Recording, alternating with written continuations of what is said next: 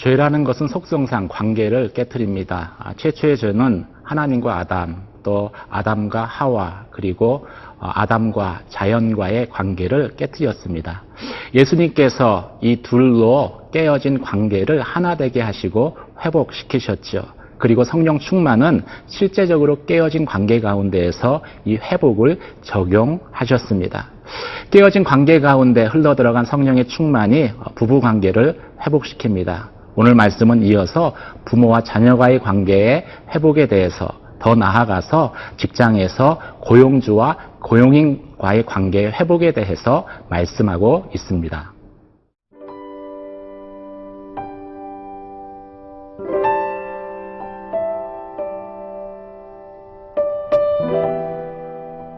에베소서 6장 1절에서 9절 말씀입니다.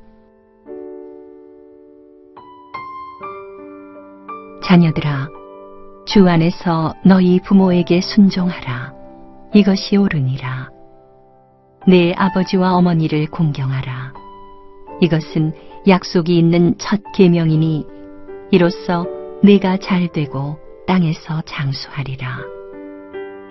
또 아비들아, 너희 자녀를 노엽게 하지 말고 오직 주의 교훈과 훈계로 양육하라. 종들아, 두려워하고 떨며 성실한 마음으로 육체의 상전에게 순종하기를 그리스도께 하듯 하라.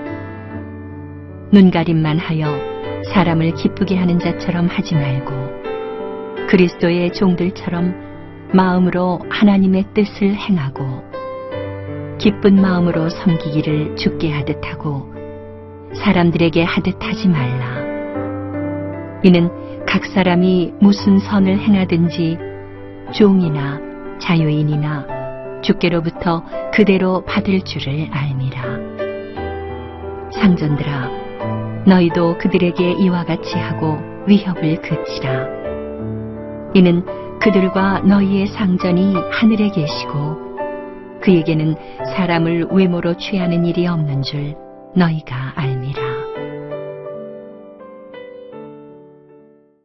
부모에 대한 자녀의 태도는 주 안에서 순종하고 공경하는 것이다 라고 말씀하고 있습니다. 1절, 2절 말씀을 같이 보시겠습니다. 자녀들아, 주 안에서 너희 부모에게 순종하라. 이것이 옳으니라. 내 아버지와 어머니를 공경하라. 이것이 약속이 있는 첫 계명이니. 먼저 주 안에서라는 말을 생각해 보시기 바랍니다. 주 안에서라는 말은 부모에 대한 자녀의 순종이 그리스도께 순종하는 것과 같다는 의미이죠. 또 두 번째는 부모에 대한 자녀의 순종이 그리스도께서 하나님께서 순종하신 것과 같은 방식의 순종이어야 된다라는 것을 의미합니다. 예수님의 순종은 하나님의 뜻을 행하는 데 있었습니다. 내가 하늘에서 온 것은 내 뜻을 행하려 함이 아니라 나를 보내신 이의 뜻을 행하려 함이라. 그러기 위해서 예수님은 하나님의 뜻을 알아야 했고 또 알기 위해서 잘 들으셔야 했습니다. 그래서 이 순종하다라는 그 단어 가운데에는 이 아래를 의미하는 휘포와 또 듣다를 의미하는 아쿠호라는 단어가 합성되어져 있습니다. 즉 아래에서 겸손히 듣다, 귀를 기울이다라는 것이 순종의 의미인 것이죠. 따라서 올바른 자녀의 부모에 대한 순종은 자녀가 부모의 말을 겸손하게 듣는 것으로 시작되어집니다. 또 자녀는 부모를 공경해야 된다. 순종에 이어서 이번에는 공경을 말씀하고 있습니다. 여기서 공경한다는 것은 중요한 분으로 대하다라는 의미입니다. 이것은 지속적인 봉양을 의미하는 것이죠. 따라서 공경은 부모를 존경하는 마음의 태도로뿐 아니라 구체적인 돌봄을 실천하는 행위를 통해서 공경하는 것을 포함하고 있습니다. 성경은 이 부모 공경이 약속 있는 첫 계명이다라고 단서를 붙이고 있습니다. 부모 공경은 10계명 중 유일하게 하나님의 축복이 약속되어져 있는 언약이다라는 것이죠. 그 약속은 무엇입니까? 내가 땅에서 잘되고 장수하게 될 것이다 라는 약속입니다. 사랑하는 성도 여러분, 여러분이 이 땅에서 잘되고 장수하기를 원하십니까? 그렇다면은 부모의 말에 순종하고 그리고 부모에게 공경하시기를 바랍니다. 유대인들에게 있어서 이 부모를 공경하는 것은 하나님께 대한 의무였습니다. 모세의 10계명은 1에서 4계명이 하나님에 대한 의무를 기록하고 있고 또 5에서 10계명까지가 이웃에 대한 의무를 기록하고 있는데 이 부모 공경은 5번째 계명임에도 불구하고 첫 번째 돌판 하나님에 대한 의무를 기록하고 있는 돌판에 같이 기록되었습니다. 이런 점에서 볼 때 기독교는 효의 종교라고도 이야기할 수 있을 것 같습니다. 부모를 공경하는 것이 하나님을 공경하는 것과 같이 여겨지기 때문인 것이죠. 사랑하는 성도 여러분, 부모에게 순종하고 공경하는 것이 하나님께 하는 것이다 라고 말씀하고 있습니다. 이어서 오늘 말씀은 부모에 대해서 이렇게 이야기합니다. 내 자녀를 노엽게 하지 말아라.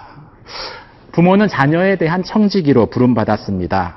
하지만 그래서 하나님께서 자녀에 대한 양육된 권한을 부모에게 위임하셨죠. 그런데 위임은 하셨지만 자녀에 대한 소유권까지는 주지 않으셨습니다. 그러므로 부모의 책임은 나의 뜻이 아니라 하나님의 뜻에 따라서 자녀를 사랑하고 양육해야 되는 것이죠. 그런데 종종 우리는 자녀를 나의 소유다라고 생각할 때가 있습니다. 그래서 자녀를 향해서 하나님의 뜻을 말하기보다는 부모의 뜻을 지나치게 강요하고 또 그 뜻에 의해서 인격체가 아니라 수단으로 대할 때가 있습니다. 이럴 때 우리의 자녀들은 분노케 되어지는 것이죠. 그럼 어떻게 자녀를 대해야 되겠습니까? 오늘 말씀은 주의 교양과 또 훈계로 가르쳐라 라고 말씀하고 있습니다. 주의 교양과 훈계로 가르치는 데에는 또 필요에 따라서 자녀를 벌하는 것도 포함될 수 있습니다. 하지만 가장 좋은 훈육의 방법은 부모가 먼저 믿음의 본을 보여주는 것이죠. 왜냐하면 우리의 자녀들은 부모의 앞에서 배우는 것이 아니라 부모의 뒤에서 배우기 때문입니다. 부모가 평상시 하는 말과 행동을 그대로 모방하기 때문인 것이죠. 그래서 내가 그 자녀 앞에서 하나님을 공경하는 삶을 살면은 저희의 자녀도 그런 부모의 모습을 보고서 하나님을 공경하는 자녀, 그리고 부모께 순종하고 공경하는 자녀로 자라게 될 것입니다.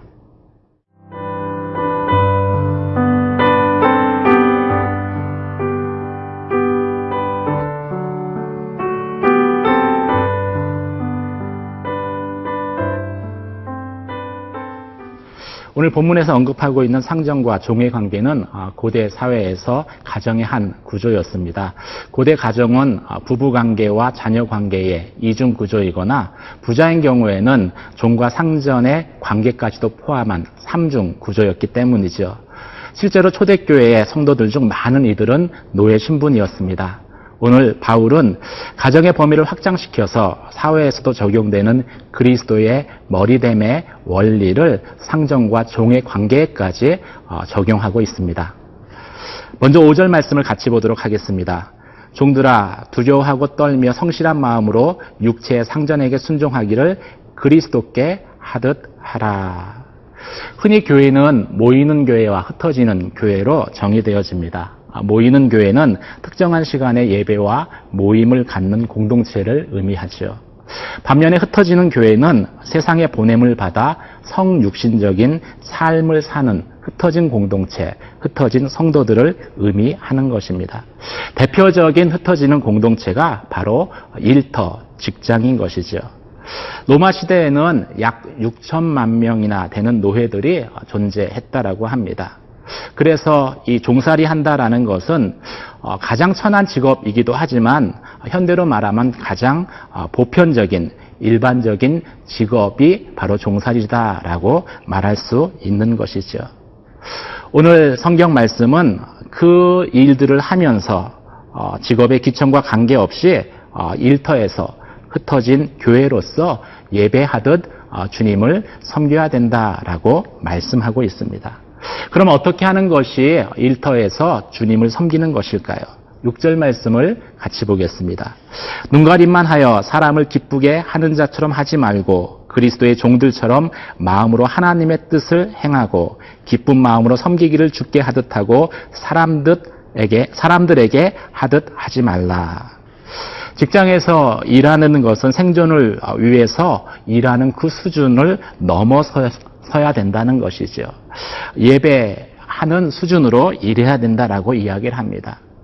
그렇다면 예배하는 수준으로 일한다는 것은 어떤 것입니까? 눈가림을 위해서, 사람에게 보이기 위해서 일하는 것은 노예 수준에서 일하는 것입니다. 대신에 읽은 본문의 말씀과 같이 마음으로부터 일하고 또 기쁜 마음으로 일하고 더 나아가서 주님을 섬긴다라는 마음으로 일을 한다면은 그것은 일이 예배가 될 수 있다라고 말씀하고 있습니다. 하나님은 우리의 삶의 모든 영역에서 예배 받으시기를 원하십니다. 그런데 특히 직장에서 예배 받으시기를 원하시죠. 왜 그렇습니까? 우리가 가장 많은 시간을 보내는 곳이 직장이기 때문입니다. 또 직장 일터는 세상을 변화시킬 수 있는 가장 중요한 한 축이 되기 때문인 것이죠. 따라서 우리는 직장에서 일할 때 예배자의 마음으로 일해야 될 것입니다. 예배자의 마음을 가지고 직장으로 출근해야 될 것이고 또 예배하는 열정으로 내게 맡겨진 일들 가운데 열정적으로 일해야 될 것입니다. 오늘 말씀은 이어서 일터에서 고용주의 모습을 다음과 같이 말씀하고 있습니다. 9절 말씀을 같이 보도록 하겠습니다. 상전들아 너희도 그들에게 이와 같이 하고 위협을 그치라. 이는 그들과 너희의 상전이 하늘에 계시고 그에게는 사람을 외모로 취하는 일이 없는 줄 너희가 알미라. 이 고용주들에게 그와 같이 하라라는 말은 죽게 하듯 하라는 말씀입니다. 주님을 섬기듯이 그 피고용인들을 대하고 그럴 때 주님께서 갚아 주신다라는 것이죠. 그러기 위해서는 한 가지를 반드시 명심해야 됩니다. 위협을 그쳐야 된다라는 것이죠. 아마도 이것은 어떤 그 직위를 들어서 아랫사람들을 협박하는 것들을 그쳐야 된다, 중지하라는 것을 의미하는 것입니다. 아마도 이 방법은 당시의 노예들을 통제하는 가장 보편적인 수단이었던 것 같습니다. 하지만 동시에 아랫사람들을 자신의 지위를 동원해서 공갈하는 것은 직장 상사가 보여줄 수 있는 또 가장 비열한 행위이기도 한 것이지요. 저희는 그렇게 해서는 안 된다라고 말씀하고 있습니다. 왜 그렇게 해서는 안 됩니까? 오늘 말씀 가운데 주님은 고용인과 피고용주의 모두의 주인이신데 그 주인이신 주님이 사람을 외모로 취하시지 않기 때문이다라고 말씀하고 있습니다. 예수님은 모든 사람을 능력에 따라서 차별하지 않고 똑같이 대하신다는 것이죠. 그래서 고용주인 내가 주님을 주인으로 모신다면은 주님이 하는 것과 똑같이 그들을 대해야 된다. 만약 나의 지위를 무기 삼아서 피고용주를 위협하고 협박해서 그들을 조종하려고 한다면은 그것은 나의 주인 되신 주님을 주인으로 모시지 않는 것과 똑같다라고 말씀하고 있습니다. 오늘 에베소서의 말씀은 하나님과 우리와의 관계가 이처럼 인간 사회의 모든 관계의 근본이 된다라는 것을 다시 한번 말씀하고 있습니다. 따라서 하나님과의 우리와의 관계가 인간 사회의 모든 깨어지고 어긋난 관계를 해결하는, 푸는, 회복하는 열쇠다라는 것을 말씀하고 있습니다. 사랑하는 성도 여러분, 주님과 연합하시기 바랍니다. 그리고 그 연합을 통해서 여러분에게 주어진 모든 관계들 가운데, 특별히 직장 가운데에서도 화평케 하는 자로 살아가는 저와 여러분 되시기를 주님의 이름으로 축원합니다. 기도하시겠습니다. 예수 그리스도는 나의 주가 되어 주셨습니다. 내 삶의 모든 관계들 가운데에서 주님의 주인 되심을 인정하며 특별히 직장 가운데에서 죽게 하듯 내게 맡겨진 일들을 잘 감당하게 하여 주시옵소서. 고용인으로 있든 피고용인으로 있든 죽게 하듯 할 때에 화평케 하는 우리의 부르심 가운데 화평케 하는 자로 살아가는 그러한 믿음의 열매들이 맺히게 하여 주시옵소서. 그렇게 행하실 주님을 온전히 의지하오며 우리 주 예수 그리스도의 이름으로 기도드립니다. 아멘.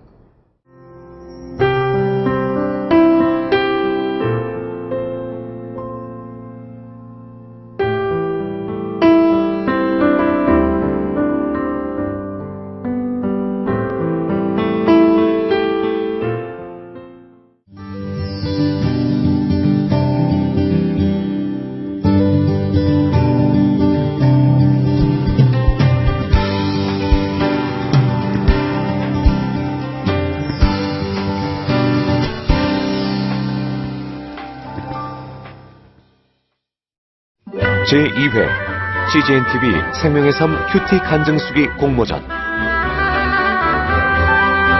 치유와 회복, 기쁨과 감동, 큐티를 통해 경험한 하나님과 나의 이야기를 자유롭게 작성하여 보내주세요. 분량은 A4지 한두 장으로 주제에 맞는 큐티 간증과 더불어 이름, 전화번호, 주소, 출석교회, 큐티 날짜와 본문, 공모전을 알게 된 계기 등도 함께 보내주세요. CGN-TV 홈페이지에 있는 큐티 간증수기 공모전 페이지에서 작성하거나 공모전 접수 양식을 다운받아 작성하여 이메일로 보내실 수 있으며 수기로 작성한 경우 우편 접수도 가능합니다. 이번 공모전은 7월 1일부터 8월 31일까지 진행되며 당선작은 9월 16일 홈페이지 및 개별로 통보될 예정입니다. 당선되신 모든 분과 참가자를 위한 다양한 상품도 준비되어 있습니다. 제2회 CGN-TV 생명의 삶 큐티 간증수기 공모전. 하나님의 말씀을 사모하는 분들의 많은 관심과 참여 바랍니다.